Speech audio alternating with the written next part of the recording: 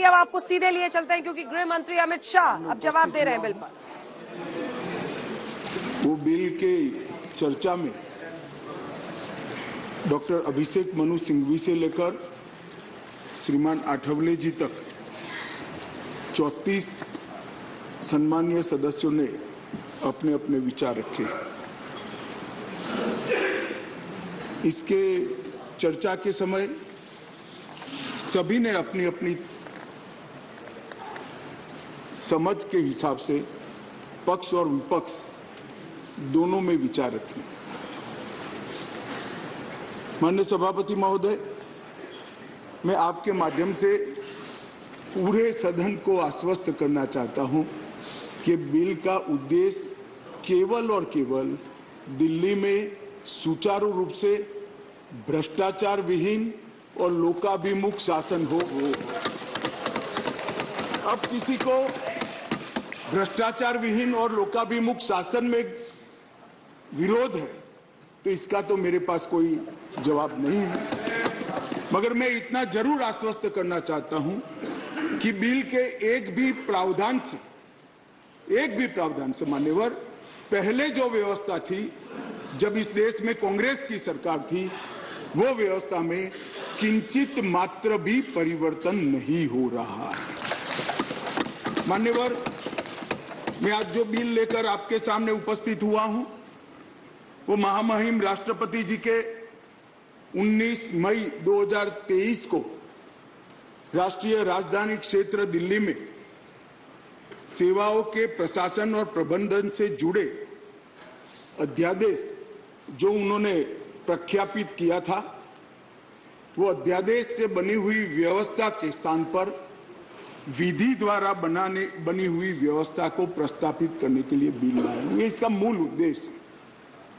मैं सारी बातों का डिटेल जवाब दूंगा कि बिल क्यों लाना पड़ा, अध्यादेश लाने की जल्दी क्या थी, ये बिल कैसे संविधान सम्मत है, ये बिल कैसे सुप्रीम कोर्ट के जजमेंट को किसी भी एंगल से, किसी भी तरह से इसको वायोलेट नहीं करता है। ये सारी चीजों का मैं जरूर जवाब दूंगा। माननीय महोदय, चूंकि इतनी लंबी चर्चा इस सदन ने करी है, मैं दिल्ली की स्थिति को थोड़े शब्दों में जरूर सदन के सामने रखना चाहूंगा।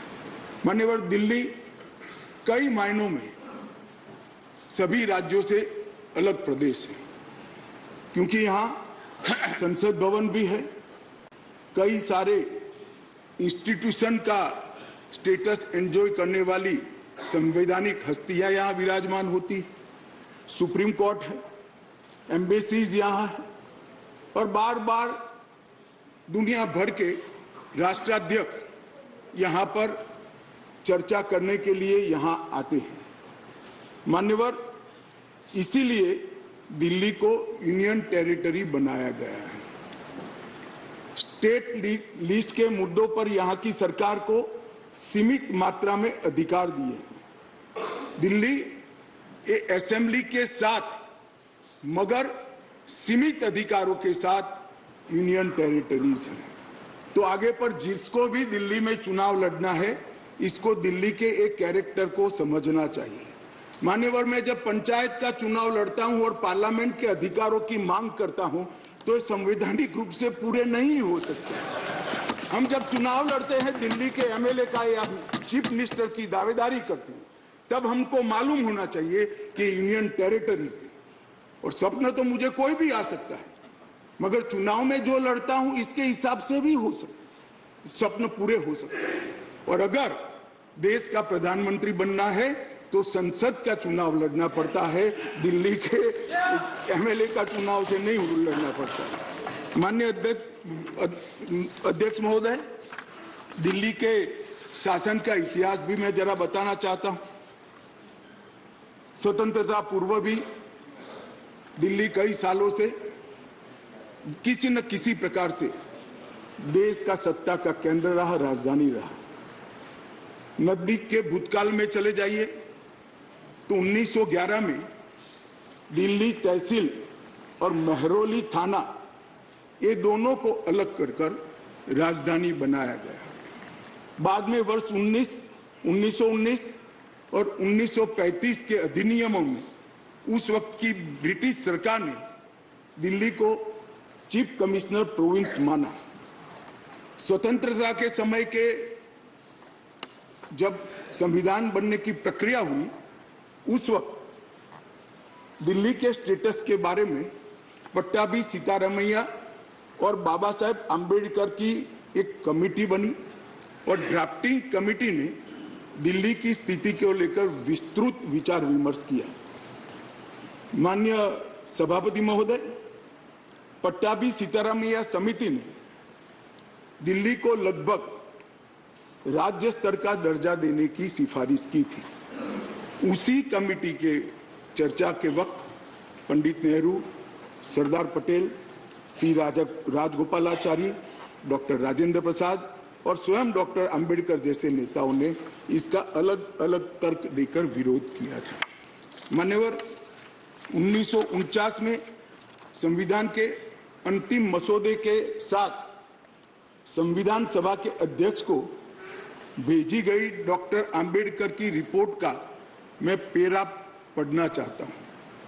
जहां तक दिल्ली का सवाल है, हमें ऐसा लगता है कि भारत के राजधानी के रूप में शायद ही किसी स्थानीय प्रशासन के अधीन दिल्ली को रखा जा सकता है। संयुक्त राज्य अमेरिका में संसद राजधानी के संबंध में पूर्ण विधायी शक्ति का अधिकार रखती है। ऑस्ट्रेलिया में भी ऐसा है। आगे अंबेडकर की रिपोर्ट कहती है, किसी विशेष क्षेत्र के मामले में क्या किया जाना है, ये राष्ट्रपति अपने आदेश द्वारा निर्धारित करेंगे। निसंदेह वह अन्य मामलों की तरह इसमें भी जिम्मेदार मंत्रियों की सलाह पर काम करेंगे। यदि वह चाहे तो दिल्ली में एक उपराज्यपाल रख सकते हैं। वह आदेश द्वारा एक स्थानीय विधायिका भी बन सकता है और इसके संगठन एवं शक्तियों का प्रावधान संसद कर सकती है। मान्यवर, श्रीमान मनोज जी ने कहा कि मैं कोटेशन को पढ़ाता हूं। मनोज जी, अगर इसी प्रकार के कोटेशन का इंटरप्रिटेशन आप जेएनयू में पढ़ाते होगे तो विद्यार्थियों की बुरी गत होगी। कोटेशन का रेफरेंस, मान्यवर, कई मायनों में बदलता है, मगर भौगोलिक स्थिति और राजधानी का अस्तित्व ये तो आज भी वही है। ये जो रिपोर्ट है वो इसलिए दिल्ली को पूर्ण राज्य बनाने के साथ सहमत नहीं थी कि दिल्ली राजधानी क्षेत्र है। मनोज जी जरा समझा दे सदन को कि आज क्या दिल्ली राजधानी नहीं है? आज दिल्ली की राजधानी का महत्व समाप्त हो चुका है। कोटेशन कुछ ऐसे होते हैं मनोज जी, जो पृथ्वी के अंत तक सत्य सनातन होते हैं, बदलते नहीं। कुछ कोटेशन ऐसे भी होते हैं। मान्यवर, स्वतंत्रता के बाद पार्ट सी स्टेट एक्ट 1951 से दिल्ली को विधानसभा दी गई, किंतु विधानसभा की शक्तियां सीमित एवं संसद के कानून के तहत रखी गई। ये भी सोच समझ कर किया गया। वर्ष 1956 में राज्य पुनर्गठन आयोग की सिफारिशों के आधार पर दिल्ली में विधानसभा को भंग कर दिया गया और दिल्ली को संघ शासित प्रदेश बना दिया गया। लगभग 3 दशक तक मान्यवर व्यवस्था चलती रही। 87 में सरकार या कमेटी बनी जो बाद में बालकृष्णन कमेटी में परिवर्तित हुई और उसमें 1991 में 69वां संवैधानिक संशोधन किया, जिसमें संविधान में धारा 239 ए डाली गई और दिल्ली को विशेष दर्जा दिया गया। मैं इस बात पर पूरे सदन का ध्यान आकृष्ट करना चाहता हूं कि दिल्ली के रेफरेंस में संविधान का जब भी जिक्र करते हैं दिल्ली के शासन को मिले हुए अधिकारों के लिए, तब संविधान में धारा 239 ए को पढ़ना होगा, क्योंकि ये विशेष धारा है जो यूटी राजधानी क्षेत्र को व्याख्यायित करती है और उसकी शासन संबंधी सभी व्यवस्थाओं को इसमें वर्णित किया गया है। अब इसमें आप यहाँ पर ऐसा भाषण करेंगे कि आज दिल्ली की बारी है, कल उड़ीसा की है, आज दिल्ली की बारी है, कल आंध्र प्रदेश की है, आज दिल्ली की बारी है, कल फलाने राज्य की है। कोई संसद सदस्य ऐसी बातें सुन के अपना मत नहीं बदलेगा। राघव जी, आप जरा भी चिंता मत करिए। ऐसा नहीं है कि सिर्फ आप पढ़ सकते हैं, सभी लोग पढ़ सकते हैं, सभी लोग समझते हैं और सभी लोग चीजों को जानते भी हैं। सभी लोग जानते हैं कि इस प्रकार के बदलाव किसी राज्य में नहीं हो सकते, यूटी में ही हो सकते। मगर प्रॉब्लम इसमें राज्य और यूटी का नहीं है। हम है यूटी में, चुनाव यूटी के लड़े हैं और राज्य की पावर एंजॉय करनी है, इसका प्रॉब्लम है। मान्यवर, प्रॉब्लम का कोई जवाब भारत सरकार के पास नहीं है, दिल्ली की जनता के पास भी नहीं है, ये सदन के पास भी नहीं है। अपनी मानसिकता को ही बदलना पड़ेगा, सीमित करना पड़ेगा, संयत करना पड़ेगा, तब जाकर मान्यवर इसका रास्ता निकलेगा। मान्यवर, क्या हुआ बाद में? 91 से 2015 तक ऊपर नीचे कई बार एक दल की सरकार आई, कई बार विपक्ष की सरकार आई। मैं बहुत जिम्मेदारी के साथ यहां बताना चाहता हूं कि इस बिल से जो ट्रांसफर पोस्टिंग के सेवाओं के काम के लिए जो अधिकार का वर्णन किया गया है, ये सारे अधिकार प्रैक्टिस में यहीं पर वो ही चलते थे।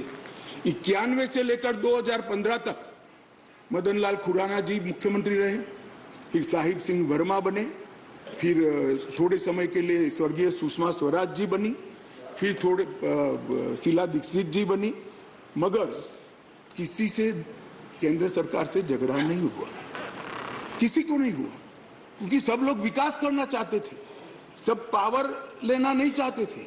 मान्यवर, उस वक्त कई बार कांग्रेस की सरकार थी और हमारी सरकार ऊपर रही, कई बार हमारी सरकार नीचे थी, ऊपर कांग्रेस की सरकार रही। ट्रांसफर पोस्टिंग के लिए कभी झगड़ा नहीं हुआ। उस वक्त यही व्यवस्था से निर्णय होते थे और किसी मुख्यमंत्री को कोई तकलीफ नहीं थी।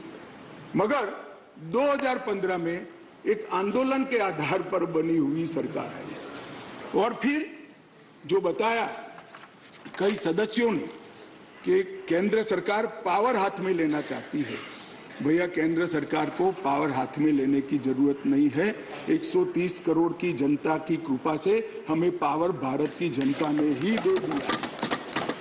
ये अधिकार हमें भारत की जनता ने दिया है और कई राज्यों में, पूर्ण राज्यों में भारतीय जनता पार्टी की पूर्ण बहुमत की सरकार चल रही है।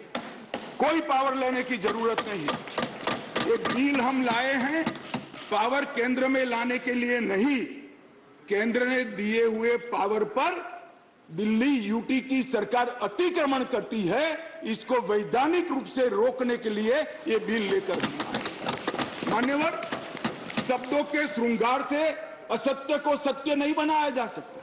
लंबे चौड़े ऑक्सफोर्ड की डिक्शनरी के सुंदर सुंदर अंग्रेजी शब्दों से बोलने से असत्य सत्य नहीं हो जाता है। मान्यवर, मैं सबको बताना चाहता हूं कि कोई भी इसका विरोध करे जो अगर सत्य है कि 91 से लेकर 2015 तक यही व्यवस्था चलती थी, इसमें हमने कोई फर्क नहीं किया है।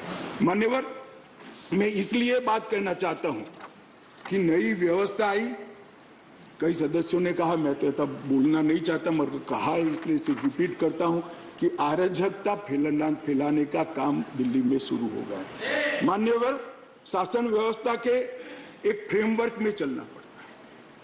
अगर मैं मंत्री हूं तो मेरे मंत्री के नाते अधिकार है तो दायित्व भी है। मैं किसी और के अधिकार का हनन नहीं कर सकता। मान्यवर, कई बार ऐसी व्यवस्था आई, मैं बाद में बात करूंगा। अभी चिदम्बरम जी खड़े हो गए थे, वो होम मिनिस्टर थे, तब क्या हुआ था और उन्होंने फाइल पर क्या लिखा है वो भी है मेरे पास, मैं बताऊंगा। मान्यवर, परंतु मैं इतना स्पष्टता से कहना चाहता हूं कि 91 से लेकर 2015 तक ये व्यवस्था जस की तस थी, जिसको बदलने के लिए 2015 में 2015 में एक परिपत्र किया गया दिल्ली सरकार द्वारा, जिसको नलीफाई करने के लिए भारत सरकार ने एक परिपत्र सेवाओं के बारे में इश्यू किया। उसको उच्च न्यायालय में चुनौती दी गई। उच्च न्यायालय में भारत सरकार के पक्ष में फैसला आया, फिर सर्वोच्च न्यायालय की खंडपीठ को वो रिफर कर दिया गया। 2018 में सर्वोच्च न्यायालय की खंडपीठ ने एक आदेश दिया जिसका सार है कि मंत्री परिषद की अधिकारों को सर्वोच्च न्यायालय ने प्रस्तावित किया। मान्यवर फिर वो डिवीजन बेंच के अंदर 2 जज की बेंच के अंदर गया, वहां सहमति नहीं बनी और फिर से खंडपीठ को रिफर कर दिया गया और 11 मई को सर्वोच्च न्यायालय की खंडपीठ ने सेवाओं के मामले में अपना निर्णय दिया। ये जो निर्णय है मान्यवर, इसमें सर्वोच्च न्यायालय ने ये विषय तय किया है भारतीय संघ को केवल 3 विषयों पर पॉलिसी और पुलिस, पब्लिक ऑर्डर और लैंड, ये 3 विषय पर ही कार्यकारी अधिकार प्राप्त है। सेवाओं का अधिकार दिल्ली सरकार के पास रहता है। परंतु उसी जजमेंट में ये कहा गया, हालांकि 239 ए को कोट कर कि संसद को दिल्ली राजधानी क्षेत्र के सभी विषयों पर और किसी भी क्षेत्र पर कानून बनाने का अधिकार है। मान्यवर, अब जो लॉयर होते हैं वो बातों को बहुत खूबसूरत तरीके से रखने में माहिर होते हैं। एक ही अधिवक्ता एक बार एक धारा को डिफेंड करता है तो वही अधिवक्ता दूसरी बार वही धारा का विरोध करता है। मगर हमको तो ऐसी महारत हासिल नहीं, हम तो सार्वजनिक जीवन के छोटे कार्यकर्ता है, तो जो सच होते हैं वो बोलते हैं। मैंने अभिषेक मनु सिंघवी जी को ध्यान से सुना। मान्यवर, उन्होंने कहा, उन्होंने क्या करा उनको पूरा मालूम है, मैं मानता हूं मालूम होगा, बड़े विद्वान वकील है। उन्होंने अनुच्छेद 339 ए 7A को पढ़ा, जिसमें लिखा है 239 ए 7A के तहत संसद को केंद्र सरकार के प्रावधानों को इफेक्ट देने या सप्लीमेंट करने के लिए कानून बनाने का पूरा अधिकार है। उन्होंने पढ़ा, मगर इसके ऊपर 3B में नहीं गए। मैं अब पढ़ता हूं 3B क्या है। पहले मैं 239 ए में दिल्ली के विषय में विशेष प्रावधान किए गए हैं।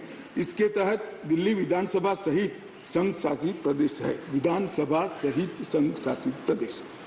मान्यवर, इसके 239 ए 3B के अनुसार दिल्ली के संघ राज्य क्षेत्र या पूरा राज्य क्षेत्र या उसके किसी भी भाग के बारे में उससे संबंधित किसी भी विषय पर कानून बनाने का अधिकार संसद का अधिकार है। अब मैं विनम्रता से इतना ही पूछना चाहता हूं कि किसी भी विषय पर आता है, इसमें सर्विसेज आती है या नहीं आती है? सर्विस विषय है या नहीं? और मान्यवर, और इससे आगे जाकर 239 ए 3C के अनुसार संसद को, ये भी ध्यान से सुने सदन, संसद को राष्ट्रीय राजधानी क्षेत्र दिल्ली की विधानसभा द्वारा बनाए गए किसी भी कानून को संशोधित करने का, उसका स्वरूप बदलने का या उसको निरस्त करने का भी अधिकार दिया गया। और मानने वाले हम लेकर नहीं आए, कौन लाए? आज जो राजनीतिक जरूरियात के कारण आप पार्टी की गोदी में बैठी है, वो कांग्रेस पार्टी ये संविधान संशोधन लेकर आई। ये हम लेकर नहीं आए। अगर दिल्ली के अधिकारों का किसी ने हनन किया है, दिल्ली की असेंबली का किसी ने हनन किया अधिकारों का, तो मान्यवर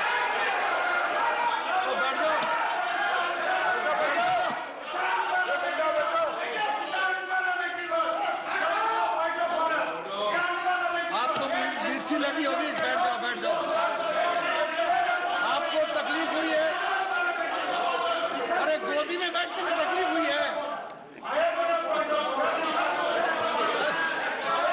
माननीय अध्यक्ष जी, इनको करने में तकलीफ नहीं और सुनने में क्यों तकलीफ होती है? करते हैं तो सुनना पड़ेगा। गोदी में बैठ गए। मैं फिर से रिपीट करना चाहता हूं, केवल और केवल राजनीतिक स्वार्थ के कारण आप पार्टी का एपीचमेंट करने के लिए ये अपने ही लाए हुए कानून का ये विरोध कर रहे हैं।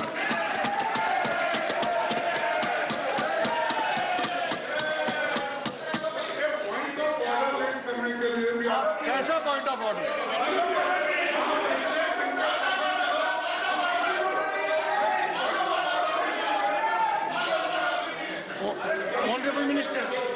Honorable Minister. माननीय अध्यक्ष जी, Honorable Minister. Would you please raise your point of order? Point of order पे रहूंगा। Our rule says unparliamentary word cannot be used in this house.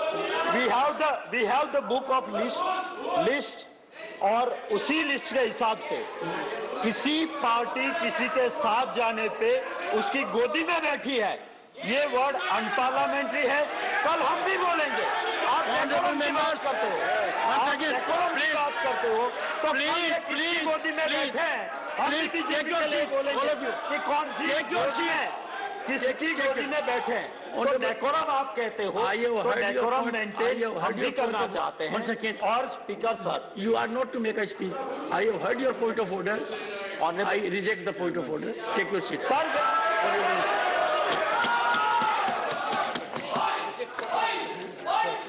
Honorable Minister.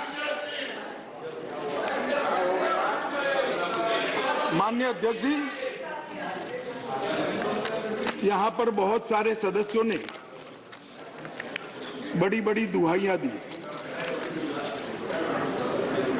संविधान की दुहाइयां दी, डेमोक्रेसी की दुहाइयां दी और अदालत के फैसले की सम्मान करने की दुहाइयां दी। माननीय अध्यक्ष जी, मैं इनको बहुत विनम्रता पूर्वक कहना चाहता हूं। मैं सबसे पहले अदालत के फैसले की बात करता हूं।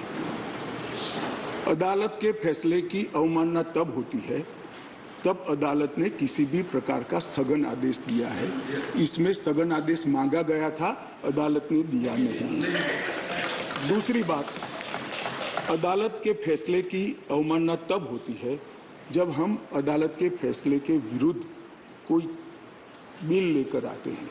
यहाँ अदालत ने अपने फैसले में स्वयं कहा है कि दिल्ली संघ राज्य के लिए देश की संसद किसी भी प्रकार का कानून बना सकती है।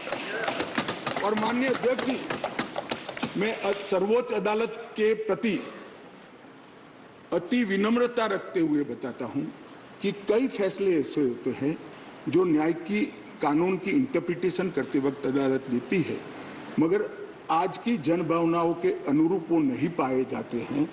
तो इस आजादी से अब तक ढेर सारे इतने उदाहरण हैं जिसमें संसद ने अदालत के फैसलों को बदलने के लिए कानून लेकर आए, मगर इसमें तो एक केस भी नहीं। माननीय अध्यक्ष जी, इस देश की संसद ने कई बार संविधान बदला। अदालत के फैसले की बात छोड़िए, अदालत के फैसले को न्यूट्रलाइज करने के लिए कई संविधान के पैराग्राफ जोड़े गए हैं माननीय अध्यक्ष। और ये संसदीय परंपरा है जिसको अदालतों ने भी स्वीकार किया है। और पहला संविधान संशोधन तो तब हुआ जब पार्लियामेंट भी नहीं बनी थी मान्यवर। कॉन्स्टिट्यूएंट असेंबली ने पहला संविधान संशोधन पारित किया था, तब से संविधान बदलने की प्रक्रिया चली है। और मैं आपको बताता हूं भाई, हम संविधान में बदलाव इमरजेंसी डालने के लिए नहीं लाए। हम संविधान में बदलाव उस वक्त की तत्कालीन राष्ट्रपति की सदस्यता जो चली गई थी, इसको पुनर्जीवित करने के लिए नहीं लाए हैं। और इमरजेंसी डालकर लाखों डेमोक्रेटिक कार्यकर्ताओं को जेल में अरे खड़गे जी सुनिए, मैं धैर्यपूर्वक सुना हूं। कांग्रेस को लोकतंत्र पर बोलने का कोई अधिकार नहीं है। आप क्या बात करते हो लोकतंत्र की?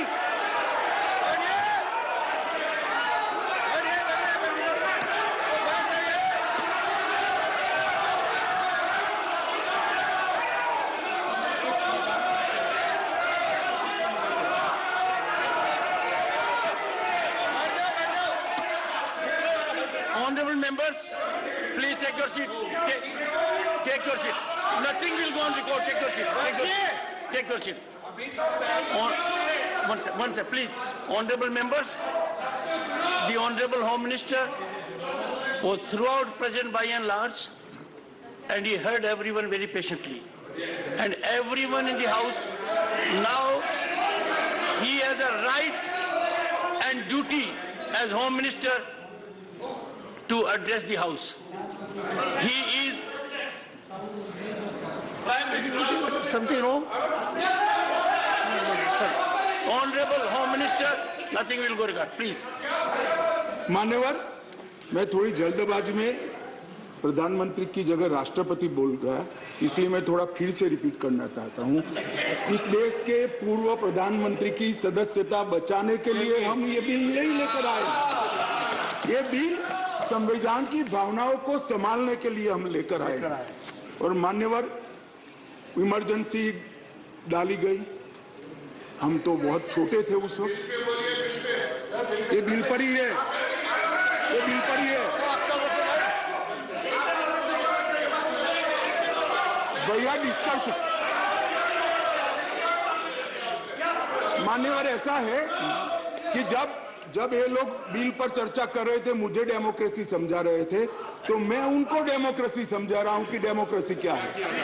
इमरजेंसी के अंदर मान्यवर 3 लाख से ज्यादा राजनीतिक दलों के बड़े बड़े नेताओं को जेल में डाल दिए गए, जेल में डाल दिए।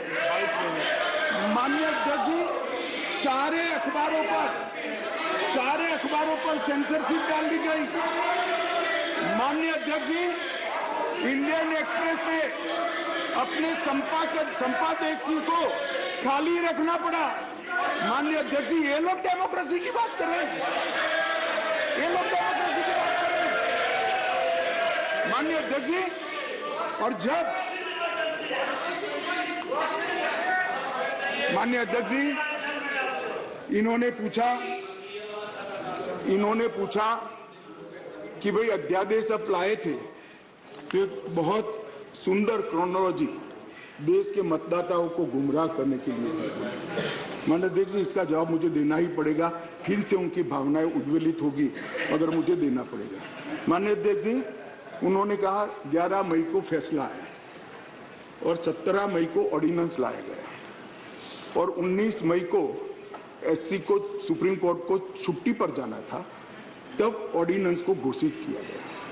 माननीय अध्यक्ष जी, मैं इसका तो पूरा क्यों करना पड़ा, इसका मुझे जस्टिफिकेशन देना चाहिए, क्योंकि विरोध भी 2 दर्ज हुए इसी विषय पर।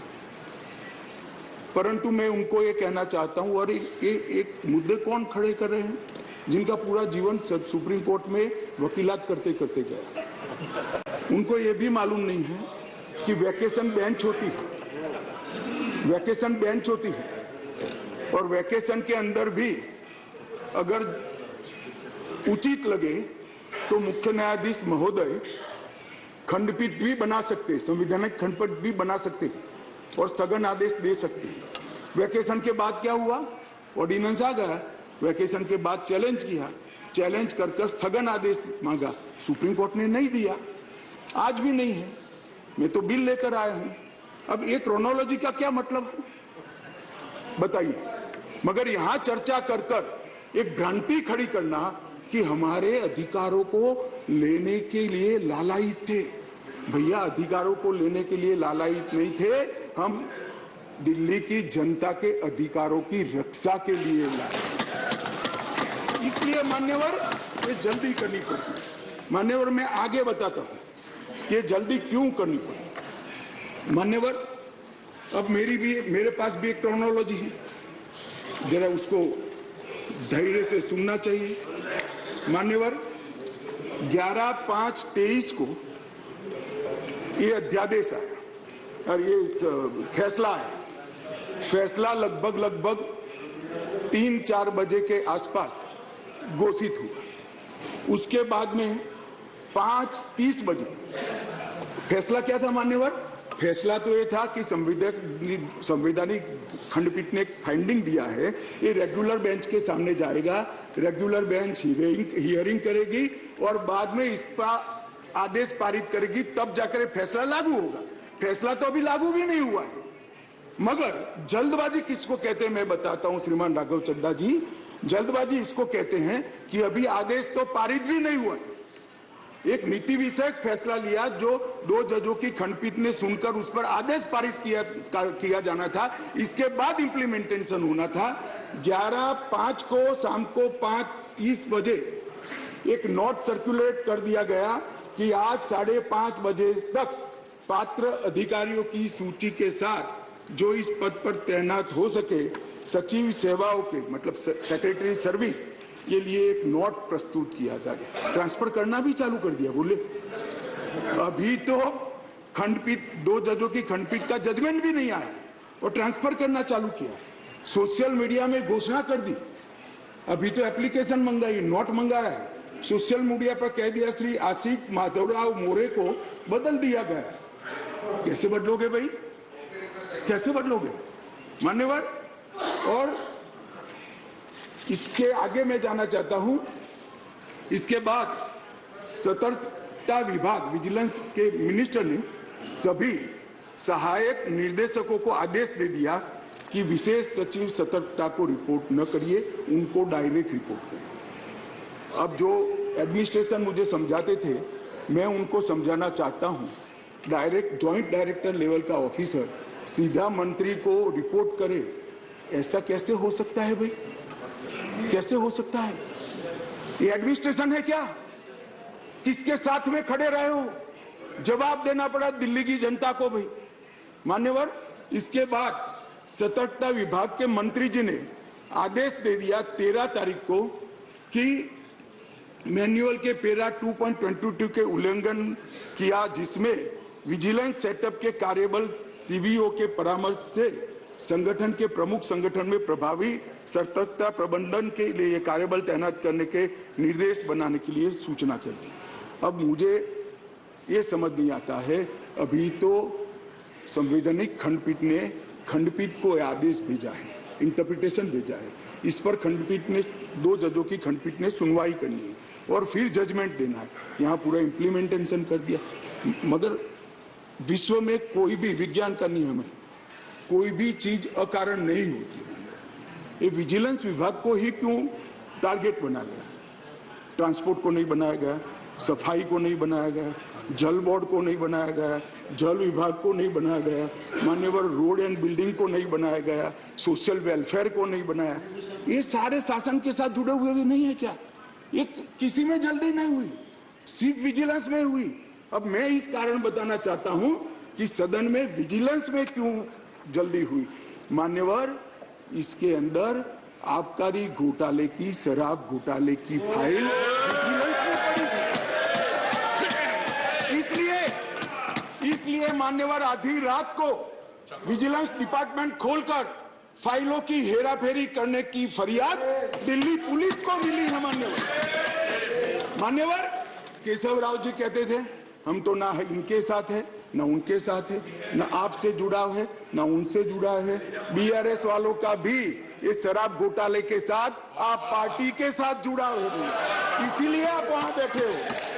मान्यवर, एक फाइल थी आबकारी घोटाले वाली, दूसरी फाइल थी एक यहाँ पर शीश महल बना है मान्यवर, बहुत बड़ा शीश महल।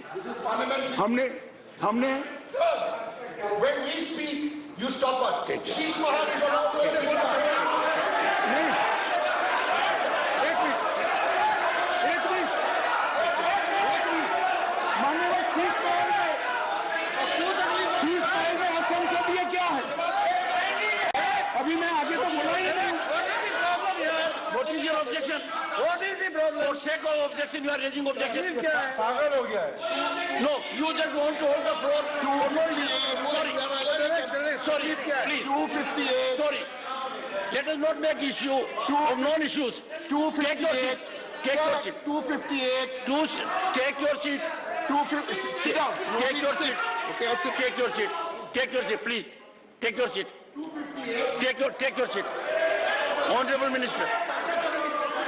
मान्यवर, मैं कहता हूं शीश महल में क्या असंसदीय है, चर्चा करें जरा खड़े होकर। वैसे ही व्यवधान करने के लिए खड़े हो जाते हैं, जरा समझाइए।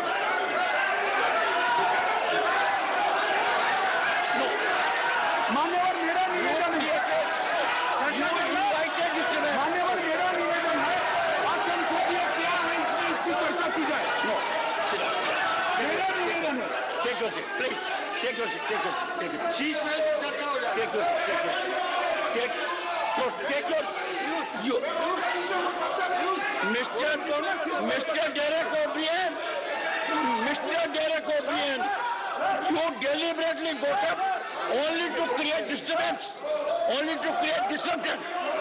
This will not be accepted. Please. Sir, leader would like to speak, sir.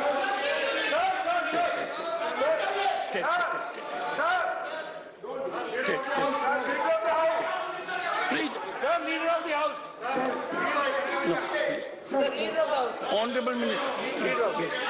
Sir, ये One आपने second. पिछली बार भी इस विषय के ऊपर बड़ी गंभीरता बताई थी कि जो थिएट्रिक्स करने का सिलसिला इस सदन में जो माननीय सदस्य करते हैं, अगर इनको हिम्मत है, अगर इनका इरादा शीश महल के ऊपर चर्चा करने का है, तो हम अभी के अभी शीश महल के ऊपर चर्चा करने के लिए तैयार है। हो जाए शीश महल के ऊपर पूरी चर्चा। जो ये शीश महल को ऑब्जेक्ट कर रहे हैं, Take your seat. Take your seat. Take your seat. Take your seat. Please. Take your seat. Oh, one second. Sorry, sir. 1 second. Sorry. Please. Honorable members, I was hearing the Honorable Home Minister with total focus. And there was nothing in the discourse of the Honorable Home Minister which could have invited the kind of disruption in which Mr. Derek O'Brien. I urge the House, I urge the Honorable members, we have been decorous during the whole day. Don't act on a plan. Let us believe in decorum. Honorable Home Minister. Honorable Home Minister. Honorable Home Minister. माननीय अध्यक्ष जी, यही जिसको निशाना बनाया गया वही vigilance की office में मुख्यमंत्री के नए बंगले पर खर्च हुए अवैध खर्चे के लिए और आवंटित की गई राशि से 6 गुना ज्यादा खर्चे के लिए जांच की फाइल भी उसी के अंदर थी। माननीय अध्यक्ष जी, माननीय सुप्रीम कोर्ट ने एक ऑर्डर दिया था कि अपनी पार्टी के, सरकार के नहीं, अपनी पार्टी के प्रचार के लिए दिल्ली सरकार का जो खर्च हुआ है वो खर्च दिल्ली सरकार से नहीं, आप पार्टी से वसूल कर दिल्ली सरकार के खजाने में डाला जाए 90 करोड़ रुपए। इसकी जांच भी यही विजिलेंस डिपार्टमेंट ने थी। मान्यवर, इन्होंने दिल्ली सरकार के पास लॉ एंड ऑर्डर नहीं है, इसका मतलब पुलिस नहीं है, इसलिए वहां इंटेलिजेंस डिपार्टमेंट नहीं हो सकता है, मगर उन्होंने एक फीडबैक यूनिट बनाया और फीडबैक यूनिट से राजनीतिक जानकारियां इकट्ठा करना शुरू करी। मान्यवर, इसके खिलाफ भी एक जांच चली और ये जांच की फाइल भी विजिलेंस डिपार्टमेंट ने दी। मान्यवर, BSES और BYPL ये 2 वीज वितरण कंपनियां हैं जिनका 21,000 करोड़ रुपया दिल्ली सरकार को बकाया है, देना है, फिर भी 2,000 करोड़ का उनको पेमेंट कर दिया गया। इसकी भी जांच चल रही है, वो जांच की फाइल भी इसी विजिलेंस डिपार्टमेंट में थी। मान्यवर, और ये आधी रात को जो कागज इधर उधर कोड़ने का प्रयास किया गया, वो ही इमरजेंसी थी। चिदम्बरम साहब को शायद मालूम नहीं था, इसलिए पूछते थे कि क्या इमरजेंसी थी, तो भाई ये इमरजेंसी थी, इमरजेंसी ये थी। और मान्यवर अगर ये न करते तो सारे घोटालों की फाइलों को गुम करने का एक नया घोटाला रजिस्टर करना, और इसलिए इमीडिएटली ऑर्डिनेंस लाना पड़ा जो संविधान सम्मत है। संविधान में ऑर्डिनेंस की व्याख्या और अधिकार ऐसे स्थितियों के लिए ही दिए गए हैं, और सबको मालूम है जब ऑर्डिनेंस लेकर आते हो तो 6 माह के अंदर या सबसे पहले सदन के अंदर, जो सदन जब मिलेगा तब सदन के सामने रखना पड़ता है। तो आज मैं लेकर आया हूं। अब इसमें गैर संवैधानिक क्या है भाई, बताओ तो। इतनी सारी 5 घंटे से चिल्लाट चिल्लाट करते हैं, इसमें गैर संवैधानिक क्या है? क्या प्रीपेड?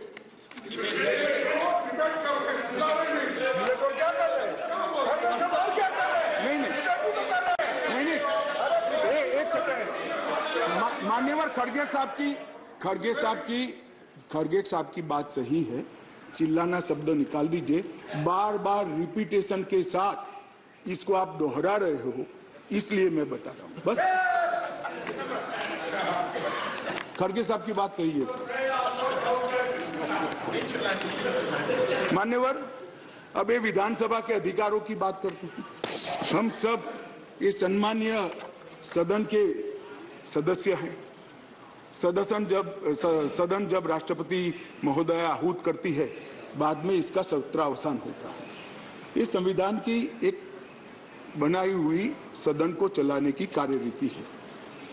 इस पूरे देश में एक ही असेंबली है जिसका सत्रावसान ही नहीं हुआ ना, सत्रावसान होता ही नहीं। स्पीकर साहब सदन को मुलतवी करते हैं, और फिर जब बोलाना है, राजनीतिक भाषण करना है, तब सदन को बुलाकर 3 घंटे चलाकर फिर से बंद कर देते। दिल्ली असेंबली ऐसी है जिसका आज तक सत्रावसान ही नहीं हुआ है। मान्यवर आप मुझे बताइए, ऐसे चल सकता है? माननीय अध्यक्ष जी, विधानसभा के rules of procedure and conduct of business 1997 के नियम 70 में विधानसभा अध्यक्ष को सदन को स्थगित करने का अधिकार दिया है। ये अधिकार इस तरह से देश के किसी भी असेंबली के स्पीकर ने नहीं उपयोग किया है। मैं इस पर कोई टिप्पणी करना नहीं चाहता। अगर उचित है तो कांग्रेस पार्टी ने जरूर इसका समर्थन करना चाहिए कि भाई विधानसभा को या संसदों को स्थगन कर ही चलाना, कभी सत्रावसान नहीं करना, वो सेशन में ही रहेंगे। अब सेशन में ही रहेंगे तो कानून कैसे बनाओगे? आप कैबिनेट बुला ही नहीं सकते। इसलिए क्या स्थिति है समझिए साहब। 2020 में सत्र की संख्या कितनी हुई दिल्ली के? 1 बजट सत्र। 2021 में कितनी? 1 बजट सत्र। 2022 में कितनी बार सदन बुलाया गया? 1 बार बजट सत्र। 2023 में कितनी बार सदन बुलाया गया? 1 बार बजट सत्र। उसके अलावा असेंबली की जरूरत ही नहीं है। इसके अलावा मान्यवर असेंबली की जरूरत ही नहीं है। ये किस तरह से असेंबली चला रहे हैं मान्यवर? कैबिनेट के अधिकारी की दुहाई दे रहे हैं। 2022 में 6 कैबिनेट बैठक सिर्फ हुई है, 1 साल में सिर्फ 6। इसमें से 3 बजट रिलेटेड है और 3 एक बिजली कंपनी को सहायता करने के लिए बुलाई गई, बाकी एक भी कैबिनेट नहीं बुलाई। मान्यवर 2023 में सिर्फ 2 ही कैबिनेट बुलाई गई और दोनों बजट के कामकाज के लिए बुलाई। अब आप क्या भैया कैबिनेट का दुहाई देते हो, क्या अधिकार का दुहाई देते हो?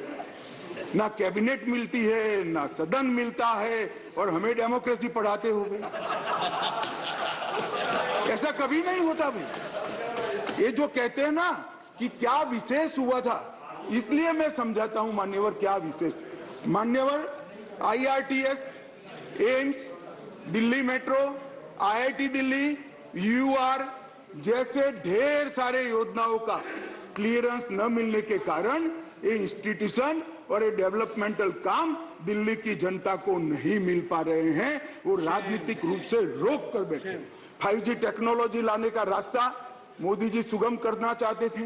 हमारे अश्विनी भाई बार बार पत्र लिखते हैं, 2016 से झगड़ा चल रहा है मगर इस पर कार्यवाही नहीं करी और ट्रांसफर पोस्टिंग के लिए इनको सुप्रीम कोर्ट में जाने का समय है, मगर 5G टेक्नोलॉजी को इंस्टॉल करने के लिए जो सहायता चाहिए भारत सरकार को, वो करने का समय नहीं है। माननीय अध्यक्ष जी, मैं इसलिए कहता हूं कि कुछ परिस्थितियां ऐसी होती है जिसको अलग दृष्टिकोण से देखना पड़ता है।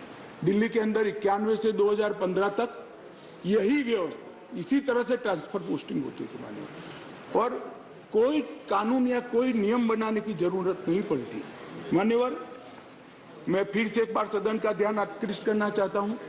कुछ सदन के सदस्यों ने कहा कि ये बिल संविधान सम्मत नहीं है और संविधान के अधिकारों को ये बिल कानून के द्वारा संविधान सुधारने का प्रयास है। मान्यवर, मैं इनका ध्यान दिलाना चाहता हूं कि अध्यादेश और बिल के अंदर थोड़ा फर्क।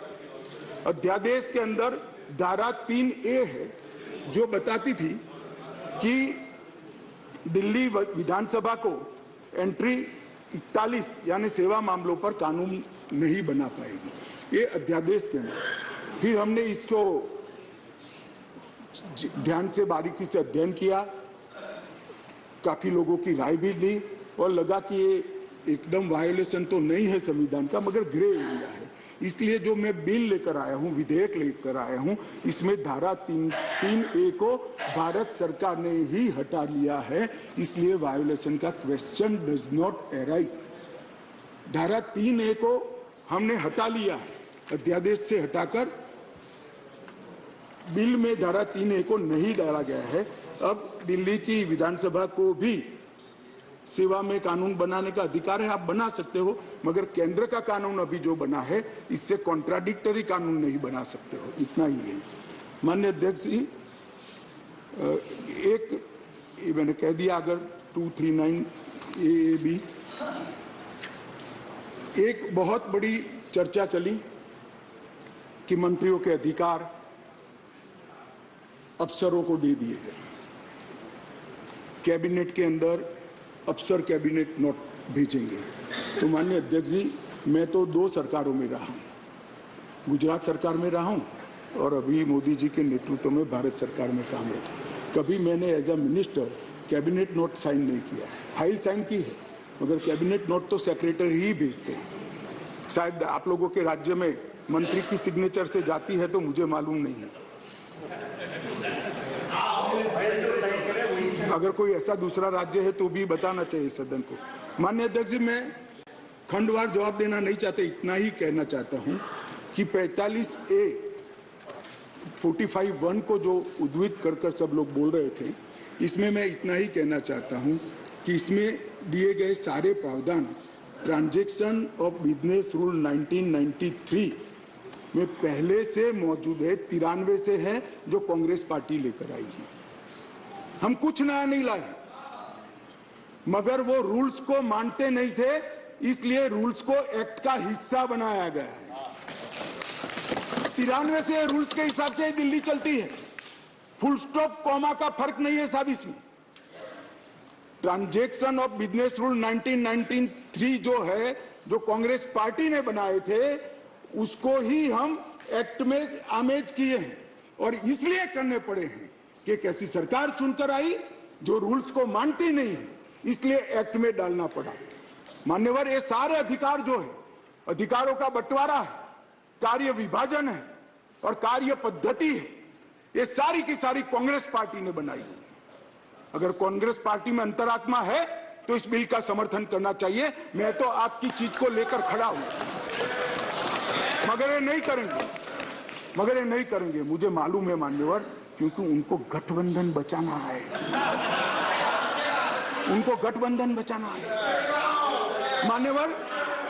मान्यवर, मैं आपको बताना चाहता हूं, ये आप पार्टी का जन्म ही कांग्रेस का विरोध कर हुआ। लगभग 3 टन जितनी गाली कांग्रेस की सरकार को बोले और बोलकर सरकार में आए और आज अनधिकृत अधिकार प्राप्त करने के लिए कांग्रेस का समर्थन ले रहे हैं। और कांग्रेस वालों को भी ठीक है, चलो हमारा गठबंधन बढ़े।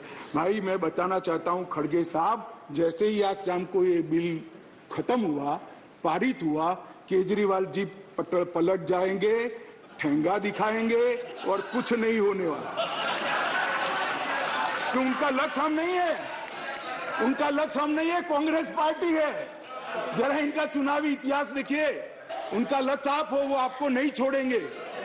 खैर वो आपको देखना है। और माननीय अध्यक्ष जी, ये सारे लोग सिद्धांतों की मुझे दुहाई दे रहे थे।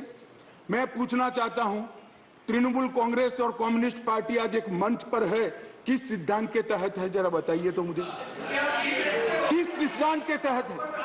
पूरा जीवन एक तृणमूल कांग्रेस पार्टी का जन्म ही कम्युनिस्टों का विरोध करते हुए हुआ है। कांग्रेस पार्टी से वो इसलिए अलग हुए, कांग्रेस पार्टी से इसलिए अलग हुए कि नरसिम्हा राव जी ने कम्युनिस्ट पार्टी से हाथ मिला लिए और आज सत्ता प्राप्त करने के लिए वो इनके साथ बैठे। एक कांग्रेस पार्टी और कम्युनिस्ट पार्टी केरल में तो यूडीएफ एलडीएफ कर एक दूसरे की जान लेने पर आमादा है और वहां इलू इलू कर रहे हैं। माननीय अध्यक्ष जी, ये जनता दल, ये जेडीएस, माननीय अध्यक्ष जी जेडीएस, ये नीतीश कुमार जी है। जेडीयू ये नीतीश कुमार जी है, जिनकी राजनीति चारा घोटाले का विरोध कर हुई। इनके राष्ट्रीय अध्यक्ष लल्लन सिंह जी कहते थे, मैं पान का बनवारी बन जाऊंगा मगर कांग्रेस पार्टी के साथ नहीं जाऊंगा, लालू के साथ नहीं जाऊंगा। मान्यवर, ये साथ में आ गए। साथ में क्यों आए?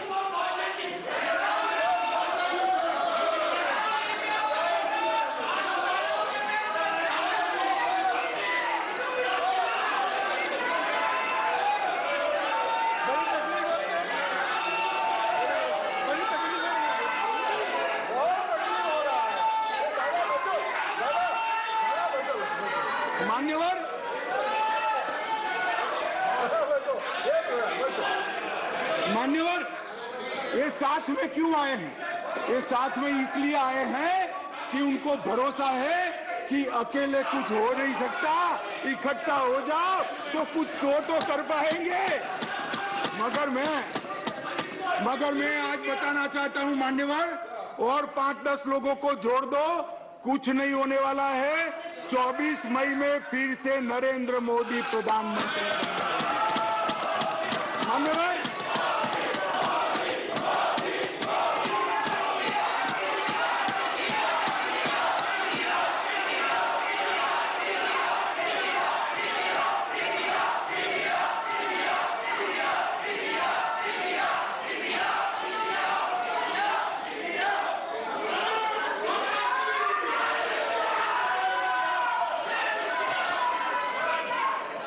मान्यवर श्री संजय राउत ने कहा,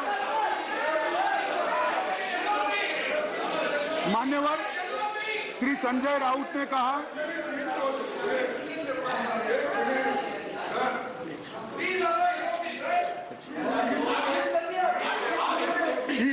I know, but just take it. Don't get agitated, sir. We will have a good transactional business. Yes, lead of the question. Your point of order, sir. देखिए, जरा मुझे 2 मिनट चांस दीजिए बस। देखिए, शाह साहब उन्होंने ऑर्डिनेंस पे बोल रहे हैं, ठीक है, लेकिन ऑर्डिनेंस को छोड़ के वो हमारे इमरजेंसी से लेकर और अब तक जो आगे 2024 में, अरे बैठो भाई चुप, सब आधे कांग्रेस के है इसमें, आधे कांग्रेस में है। देखिए आप भी सब आप भी थे तो सर मेरा एक ही निवेदन है कि शाह साहब अच्छे भाषा में बोलते हैं, हिंदी में अच्छा, जैसा अंग्रेजी में हार्वर्ड को उन्होंने बोले कि अच्छे शब्दों में ऐसा वैसा ही वो भी हिंदी में बहुत अच्छे तरीके से व्याकरणबद्ध हिंदी बोल रहे हैं, ठीक है। लेकिन क्या बोल रहे हैं कि 2024 के इलेक्शन को वो संदेश दे रहे यहाँ से कि हम जीतेंगे। माननीय खड़गे जी और एक सेकंड और अपोजिशन का पूरा माननीय खड़गे जी अपोजिशन के टीका टिप्पणी कर रहे हैं। आप अपने विषय पे बोलिए। माननीय खड़गे जी आप डिबेट में करीब पूरे समय रहे हैं। हाँ? डिबेट में आप करीब पूरे समय रहे हैं, पर कुछ समय आप नहीं थे। मैं आपको कह सकता हूं कि आप रिकॉर्ड को देखिए, सभी सदस्यगण ने अपने भाषणों के अंदर जो आयाम अपनाया है उसका रिस्पॉन्स है। ये नहीं ये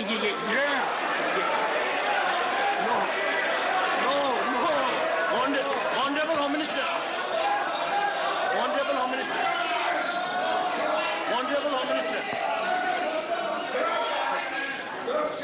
होम मिनिस्टर खड़गे साहब मैं ध्यान रखता हूं।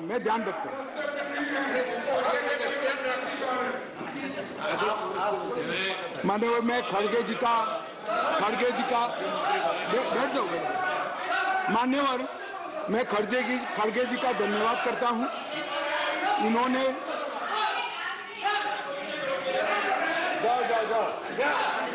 मान्यवर मैं खड़गे जी का धन्यवाद करना चाहता हूं कि इन्होंने मुझे सदन की उच्च परंपराओं का ध्यान दिलाया। मैंने सदन की परंपराओं का ध्यान रखते हुए सटल वे में मेरी बात कही थी, परंतु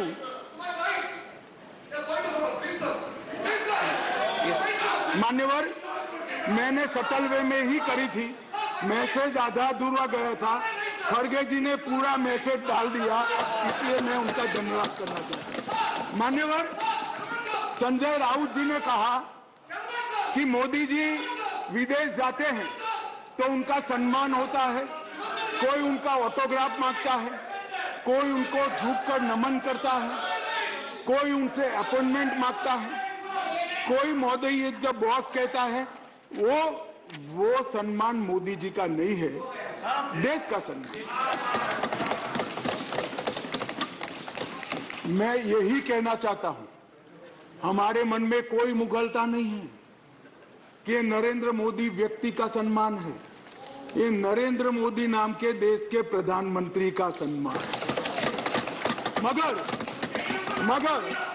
मगर इतने सारे देश के राष्ट्रपति, प्रधानमंत्री, राष्ट्राध्यक्ष भारत के प्रधानमंत्री को सम्मान देते हैं, इससे देखकर आप भी जरा देना चालू करो तो थोड़ा अच्छा दिखेगा। मान्यवर कम्युनिस्ट पार्टी के 2 सदस्यों ने मेरी पार्टी का उल्लेख देकर कहा कि मेरी पार्टी का आजादी के आंदोलन में कोई इतिहास नहीं है, हिस्सा नहीं।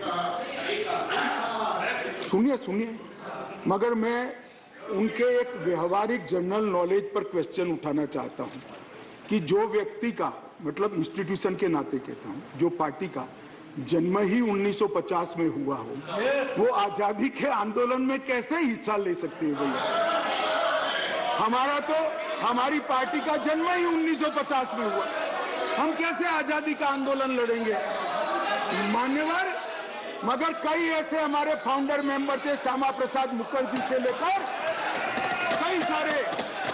आज बंगाल अगर भारत में है तो श्यामा प्रसाद मुखर्जी के कारण है, और अगर आज कश्मीर भारत में है तो श्यामा प्रसाद मुखर्जी के कारण। और मान्यवर ये कह रहे थे ये नागपुर से इशारा आता है, नागपुर से। ठीक है भाई, चलो 1 सेकंड के लिए मेरी बात मान लो, नागपुर से इशारा आता है, आपकी बात को मैं मान लेता हूं, मगर नागपुर तो भारत का हिस्सा है, रसिया या चीन नहीं है। आपकी पार्टी तो रसिया और चीन से इशारा लेती थी। मान्यवर ये मुझे क्या कह रहे हैं? कम्युनिस्ट पार्टी बात कर रही है देशभक्ति की। कम्युनिस्ट पार्टी देशभक्ति की बात कर रही है। मान्यवर, इनको ये ठीक नहीं लगता। मान्यवर चिदंबरम साहब ने कहा कि दिल्ली के लिए भी बीजेपी का अधिकार नहीं। दिल्ली में बीजेपी की दोनों बार सरकार नहीं हुई। तो भाई अगर यही सिद्धांत है तो आपको तो बोलने का ही अधिकार नहीं है। आपके तो ना संसद सदस्य है ना धारासभा में कोई सदस्य है। हमारे कम से कम 7 संसद सदस्य भारतीय जनता पार्टी के, और यही थियरी को माने तो विपक्ष के नेता ने ढेर सारे राज्यों के लिए वो बोल ही नहीं पाए। यूपी के लिए नहीं बोल पाएंगे, बिहार के लिए नहीं बोल पाएंगे, बंगाल के लिए नहीं बोल पाएंगे, ओडिशा में नहीं बोल पाएंगे, नॉर्थ ईस्ट में। ये सदन का हर सदस्य देश के झर्रे झर्रे के लिए चप्पे बोल सकते। किस तरह से देश के गृह मंत्री को रिस्ट्रिक्ट करना चाहते हैं? मान्यवर, मैं सदन का सदस्य हूं तो भी देश के किसी भी हिस्से के लिए चिंता करने का मेरा अधिकार है और संविधान दत्त अधिकार।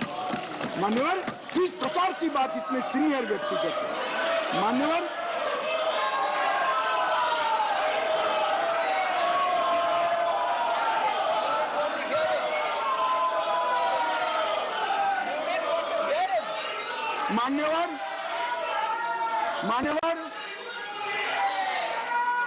मान्यवर, मणिपुर के लिए भी मैंने सदन से पहले ही आपको पत्र लिखा है कि मणिपुर के लिए चर्चा के लिए मैं तैयार हूं।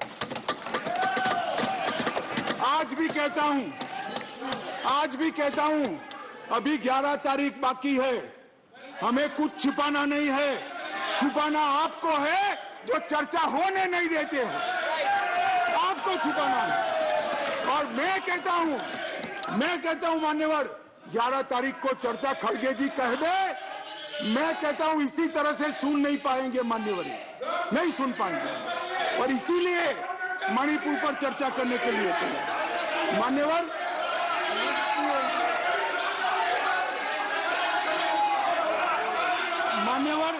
उनको मालूम है कि बिजनेस एडवाइजरी कमेटी समय तय करती है। मैं अभी देश की जनता के सामने कहता हूं, 11 तारीख को, एक सेकंड, मैंने सुन लिया। बैठिए। मान्यवर, मैं सदन के सामने स्पष्टता करना चाहता हूं।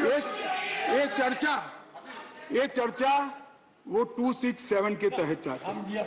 एक सेकंड, बैठ जाओ। 267 के तहत चाहते हैं, जिसमें मतदान का प्रावधान है। मान्यवर, ये प्रावधान क्यों बना है? जब कोई सरकार बजट के तुरंत बाद अल्पमत में आ जाए और कोई बिल ही न लाए तो राज्यसभा में अविश्वास की दरखास्त का कोई प्रोविजन नहीं है। तो राज्यसभा में वोटिंग के साथ चर्चा हो, इसलिए रूल्स लाया गया है। यहाँ तो हम हर रोज बिल लेकर आते हैं, भाई गिरा दो बिल, बहुमत है, ये बिल गिरा दो, लो ये बिल ही गिरा दो, ये बिल गिरा दो। मान्यवर, मुझे बताइए, देश की जनता देख रही है, क्या हासिल है वोटिंग से? क्या हासिल है? सवाल आप मणिपुर की स्थिति, मणिपुर की चिंता और सरकार ने उठाए गए कदम पर चर्चा करना चाहते हैं या वोटिंग से शो ऑफ स्ट्रेंथ करना चाहते हैं? और वोटिंग से शो ऑफ स्ट्रेंथ करनी है तो भी हम डरते नहीं है। इसी बिल में कर लीजिए, अभी दूध का दूध और पानी का पानी। मान्यवर, 11 तारीख को चर्चा के लिए खड़गे साहब हाँ बोल दे, मैं सदन में चर्चा के लिए तैयार हूं। मान्यवर,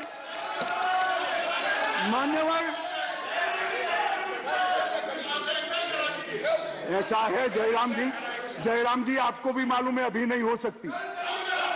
कल अविश्वास का प्रस्ताव है, आपको मालूम है। मान्यवर, देश की जनता सुन ले, 8, 9 और 10 अविश्वास का प्रस्ताव है, इसलिए मुझे कह रही है कि आज 8, 9, 10 में चर्चा करिए। कांग्रेस पार्टी ही लाई है और मैंने मैंने सदन के पहले दिन से आपको पत्र लिखा है मान्यवर कि सदन में कितनी भी लंबी चर्चा के लिए मैं तैयार हूं, मैं हर बात का जवाब दूंगा और ये मेरा संवैधानिक दायित्व। मगर जब लोकसभा में अविश्वास प्रस्ताव पर चर्चा होती हो तब ये चाहते हैं मैं यहां बैठूं। मान्यवर, इनको अविश्वास प्रस्ताव वही लेकर आए हैं मगर इसकी संवैधानिक महत्व का मालूम नहीं है। अविश्वास का प्रस्ताव होता है, मैं वो सदन का सदस्य हूं, मुझे वहां रहना पड़ता है मान्यवर। और 11 तारीख में क्या बुराई है? 11 तारीख में क्या बुराई है? मान्यवर, चर्चा से भाग रहे हैं, ये चर्चा नहीं चाहते हैं मान्यवर, होने नहीं देते हैं। इसलिए मैं कहता हूं मान्यवर कि चर्चा करनी नहीं है और चर्चा करे तब बोलकर भाग जाना है। आज अच्छा है, कम से कम एकता दिखाने के लिए वोटिंग करने के लिए बैठे हैं। चलो वो बहाने से भी बैठकर संविधान के नियमों के हिसाब से, संसद के नियमों के हिसाब से चर्चा करी, इसके लिए धन्यवाद। मेरा पूरा सदन से मान्यवर निवेदन है कि जो मैं विधेयक लेकर आया हूं इसको पारित किया।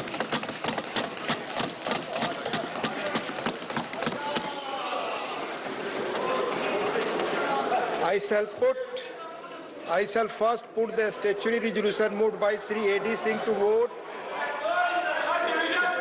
Please.